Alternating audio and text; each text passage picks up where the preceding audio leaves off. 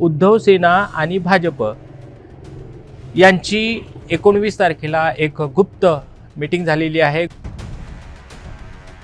सर्वात महत्त्वाची भूमिका जी आहे, किंग मेकरची जी भूमिका आहे ते उद्धव सेनेची आहे असं या ठिकाणी लक्षात आलेलं आहे।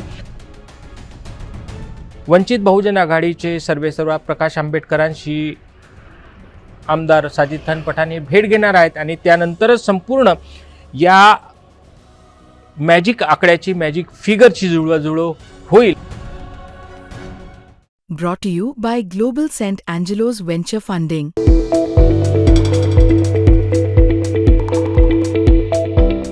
अकोला महापालिकेत यावेळेस कोणत्याही पक्षाला जे आहे बहुमत मिळालं नाही। त्रिशंकू परिस्थिती असलेल्या या महापालिकेमध्ये सर्वात मोठा पक्ष हा भाजप राहिलेला आहे, पण दुसरा पक्ष हा काँग्रेस राहिलेला आहे। दोन्ही पक्ष जे आहेत ते सत्ता स्थापनेचा दावा या ठिकाणी करत आहेत, पण सत्ते स्थापनेसाठी दावा करत असले तरी या ठिकाणी बहुमताचा मॅजिक आकडा कोणाकडे झुकतो, कोणाकडे तो येतो, हे गणित सर्वात महत्त्वाचे आहे। दोन्ही पक्ष दावा करत असले तरी त्या दाव्यामध्ये त्यांच्याकडे कोणते पक्ष आहेत, कोणते नगरसेवक आहेत आणि मॅजिक आकडा कोण कसा जुळवेल आणि या संपूर्ण बहुमताच्या आकड्याकडे कोण भाजपकडे वळतं किंवा कोण काँग्रेसकडे वळतं, हेच सर्वात महत्त्वाची गोष्ट आहे। आणि यामध्ये किंग मेकरची भूमिका नेमकं कोण या ठिकाणी निभावत आहे, किंग मेकरच्या भूमिकेत कोण आहे, हेच गणित, सत्तेचं गणित, सत्ते स्थापनेचं गणित कसं असेल हे पुढील काही मिनिटात आपण जाणून घेणार आहोत। नमस्कार, मी धनंजय साबळे, मुंबई तकमध्ये आपलं स्वागत आहे। अकोला महापालिका ही 20 प्रभागाची आणि 80 नगरसेवकांची महापालिका आहे। या संपूर्ण महापालिकेमध्ये बहुमताचा मॅजिकचा आकडा जो आहे तो 41 आहे, पण यावेळेस मतदारांनी जे आहे सत्ताधारी म्हणजे मागच्या वेळेसच्या सत्ताधारी भाजपला जवळपास 10 नगरसेवक कमी दिलेले आहेत, म्हणजे बहुमताच्या आकड्यापासून त्यांना दूर तर ठेवलेलंच आहे, पण सोबतच मागच्या वेळेसपेक्षा 10 नगरसेवक त्यांचे या ठिकाणी कमी निवडून आले, तर काँग्रेसने कुठेतरी या ठिकाणी उभारी घेतलेली आहे। दोन्ही पक्ष या ठिकाणी दावा करत आहेत की आम्ही सत्ता स्थापन करू। सत्ता स्थापनेचा जो मॅजिक आकडा आहे तो 41 आहे। या ठिकाणी भाजपला 38 नगरसेवक त्यांचे निवडून आलेले आहेत। एक बंडखोर अपक्ष आणि एक अजित पवार आणि एक शिंदे सेनेचा घेतला तर त्यांच्याकडे जवळपास मॅजिक आकड्यापेक्षा एक नगरसेवक या ठिकाणी जास्त दिसतो आहे असा भाजप दावा करते आहे। पण अजूनही स्पष्ट या ठिकाणी झालेलं नाही की भाजपसोबत त्यांचे बंडखोर असतील, अपक्ष असतील किंवा शिंदे किंवा अजित पवारांचे नगरसेवक आहेत ते त्यांच्यासोबत जातील, हे स्पष्ट झालं नसलं तरी काँग्रेस या ठिकाणी दुसरा हे दावा करते आहे की आम्ही सुद्धा भाजपला सत्तेपासून रोखण्यासाठी, कारण जनतेने भाजपला स्पष्ट बहुमत दिलं नाही, त्यामुळे कुठे रोखण्याचा प्रयत्न या ठिकाणी भाजपला जनतेने केलेला आहे आणि त्याचाच आम्ही आदर करत भाजपला सत्तेपासून दूर ठेवण्यासाठी आम्ही बाकी सर्व पक्षांशी, भाजपला सोडून सर्व पक्षांशी आम्ही हात मिळवणी करू शकतो। या हात मिळवणी दरम्यान काँग्रेसचे आमदार साजिद खान पठाण, काँग्रेसचे पश्चिमचे आमदार साजिद खान पठाण यांनी स्पष्ट केलेलं आहे, कारण त्यांच्याच नेतृत्वात ही निवडणूक या ठिकाणी ती लढवल्या गेलेली आहे, त्यांना चांगलं यशही या ठिकाणी आलेलं आहे।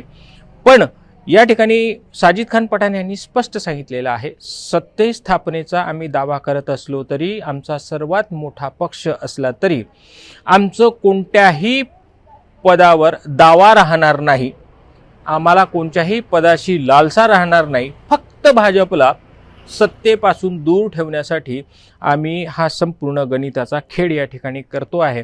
त्यामध्ये साजिद खान पठाणच्या म्हणण्यानुसार त्यांच्याकडे 21 नगरसेवक आहेत। शिवसेना उद्धव ठाकरे जे आहेत त्यांच्याकडे 6, म्हणजे 21 आणि 6 27 झाले। शिवसेना शिंदे गट आणि अजित पवार यांचे 29 झाले। राष्ट्रवादीचे 3 32 झाले। वंचित बहुजन आघाडीचे 5 37 झाले। MIMचे 3 आणि अपक्ष 2 असे 42चा आकडा जो मॅजिक फिगर आहे तो त्यांच्याकडे असल्याचं त्यांनी या ठिकाणी सांगितलेलं आहे। प्रत्येकाशी संपर्क झाला असल्याचं या ठिकाणी त्यांनी सांगितलेलं आहे. आज वंचित बहुजन आघाडीचे सर्वेसर्वा प्रकाश आंबेडकरांशी आमदार साजिद खान पठाण हे भेट घेणार आहेत आणि त्यानंतरच संपूर्ण या मॅजिक आकड्याची, मॅजिक फिगरची जुळवाजुळव होईल असा त्यांनी दावा केलेला असला तरी या ठिकाणी सर्वात महत्त्वाची भूमिका जी आहे, किंग मेकरची जी भूमिका आहे ते उद्धव सेनेची आहे असं या ठिकाणी लक्षात आलेलं आहे. उद्धव सेना आणि भाजप यांची 19 तारखेला एक गुप्त मीटिंग झालेली आहे. गोपाल दातकर जे जिल्हाध्यक्ष आहेत त्या शिवसेनेचे आणि भाजपचे नेते आणि माजी महापौर विजय अग्रवाल यांची बंद दार आड एक चर्चा झाली. त्या चर्चेदरम्यान त्यांनी उपमहापौर पदाची मागणी या ठिकाणी उद्धव सेनेच्या पदाधिकाऱ्यांनी या ठिकाणी केली असल्याची माहिती जी आहे ती भाजपचे माजी महापौर विजय अग्रवाल यांनी दिलेली असली तरी या ठिकाणी शिवसेनेचे म्हणजे ठाकरे गटाचे जे आमदार आहेत नितीन देशमुख यांनी स्पष्ट केलेलं आहे की आम्ही त्यांच्यासोबत जाण्यापूर्वी शहराच्या विकासासाठी आम्ही काहीतरी त्यांच्या आमच्या डिमांड्स आहेत की शहरात जे महिला किंवा मुली असुरक्षित आहेत त्यांच्या सुरक्षिततेसाठी सिटी बस किंवा बाकीच्या ज्या सुविधा आहेत, महानगरपालिकेचे दवाखाने आहेत हे सुधारले पाहिजेत. पाण्याची जी योजना आहे, जे नळाला जे पाणी 5-5, 6-6 दिवसाने येते ते रोज दिले पाहिजेत. अशा प्रकारच्या विकासाच्या राजकारणात विकासाच्या मुद्द्यावरच आम्ही त्यांच्यासोबत जाऊ शकतो हे जर त्यांनी मीडियासमोर येऊन सांगितलं तर आम्ही त्यांच्यासोबत जाऊ असं नितीन देशमुख यांनी सांगितलं असलं तरी यावर भाजपच्या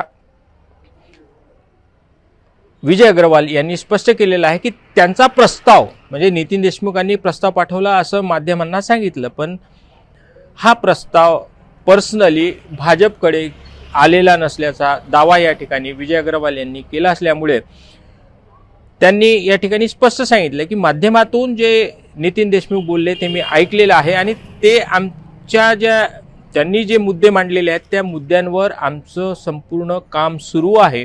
सिटी बस सुरू होणार आहेत, 3,500 कोटींचे आमचे जे प्रलंबित काम आहेत ते सुरू होणार आहेत.